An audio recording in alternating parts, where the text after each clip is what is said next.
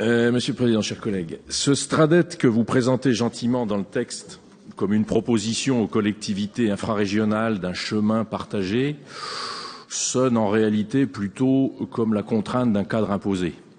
Son côté prescriptif sur lequel vous insistez beaucoup est là pour en attester, ainsi que l'éviction un peu trop radicale à mon goût et systématique dans toutes vos communications des deux échelons département et État qui semblent pour vous purement et simplement ne plus exister. Je note au passage que le peuple français ne vous a jamais donné quitus pour ça et les événements de ces dernières semaines devraient vous inciter à un peu plus de prudence. Ceci étant dit, ce document, précisez-vous en exergue, est visionnaire. Alors je ne vous l'accorde que d'un œil, car de l'autre, il est plutôt aveugle. Certaines de vos orientations méconnaissent délibérément le réel. Et je regrette que Charles Fournier ne soit pas là. Ainsi en est-il de vos prescriptions concernant la transition écologique. Prenons par exemple le sujet désormais quasi religieux, je dis quasi religieux parce qu'on a l'impression que plus personne n'a le droit de s'y opposer, de la logique des énergies renouvelables. Leur initiation à marche forcée dans les politiques publiques depuis quelques années est portée par le constat collectif de notre surproduction de CO2, ce qui est vrai, et la volonté commune de décarboner nos énergies. Ce qui est effectivement urgent pour de nombreux pays européens, qui, comme l'Allemagne, avec ses centrales à charbon, produisent des énergies terriblement polluantes et carbonées. Mais je vous rappelle que la France se distingue de ses voisins européens par la place qu'occupent déjà les sources d'énergie non carbonées dans son mix énergétique. Le rapport de la Cour des comptes 2018 ne manque d'ailleurs pas de rappeler que la prépondérance de l'énergie source nucléaire conduit en effet à ce que l'électricité française soit décarbonée à 98%. Que vous le vouliez ou non, malgré ces défauts que personne ne nie, il n'existe à ce stade dans le monde, à cette échelle j'entends, aucune production d'énergie de masse plus décarbonée que le nucléaire. Et l'urgence climatique, c'est la réduction des gaz à effet de serre. Vous le répétez suffisamment.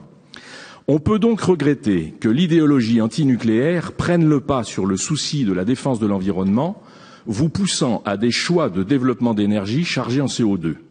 Car n'oubliez pas que jusqu'à présent, le photovoltaïque a déjà englouti 38 milliards d'aides publiques pour une production annuelle de 4 TWh, soit seulement 0,7 de la production française. Idem de l'éolien offshore, qui est le plus puissant, qui avec 40 milliards sur 20 ans, produira 11 TWh, soit 2% de la production française. Mais dans quel état seront les finances publiques et le paysage de la France si vous parvenez un jour à vos 100% renouvelables?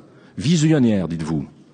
Vous méconnaissez le réel encore lorsque vous préconisez, je cite, le développement des véhicules propres et notamment électriques qui participent à la réduction des gaz à effet de serre. Mais les véhicules électriques ne sont pas des véhicules propres. Si leur utilisation chez nous est relativement propre, c'est précisément grâce à l'énergie nucléaire de l'électricité décarbonée avec laquelle nous rechargeons leurs batteries. Électricité décarbonée que vous voulez supprimer. Mais leur fabrication des batteries est d'ores et déjà plus carbonée que celle des véhicules thermiques. Car vos énergies dites propres nécessitent le recours à des minerais rares dont l'exploitation est un cauchemar environnemental où se côtoient rejets de métaux lourds, pluies acides, eaux contaminées qui constituent ailleurs sur la planète, certes, mais pour d'autres peuples, une bombe à retardement écologique sans précédent. Et je vous invite à lire le livre de Guillaume Pitron sur ce sujet. La réalité de votre monde est donc partagée entre ceux qui sont sales et ceux qui font semblant d'être propres.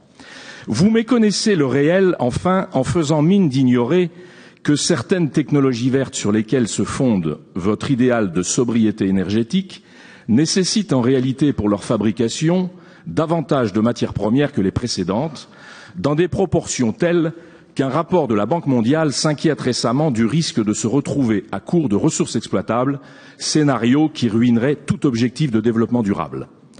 Sommes-nous conscients que pour soutenir vos fameuses énergies propres, l'humanité devra extraire de la couche terrestre au cours des 30 prochaines années plus de métaux qu'en ont extrait les 2500 générations qui nous ont précédés?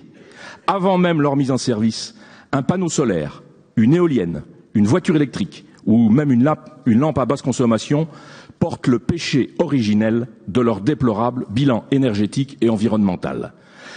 La prétendue marche heureuse vers les énergies vertes est une vaste tromperie puisqu'elle génère en réalité un impact toujours plus néfaste sur l'environnement dans d'autres pays, et qu'au lieu de régler le problème de l'activité humaine sur les écosystèmes, elle ne fait que le déplacer. En conclusion, Monsieur le Président, il faut avoir le courage de le dire, en poussant ces fameuses green tech qui n'ont rien de green, aujourd'hui, dans vos programmes politiques, vous portez vous-même, en vous bouchant le nez, les catastrophes écologiques de demain. Je vous remercie.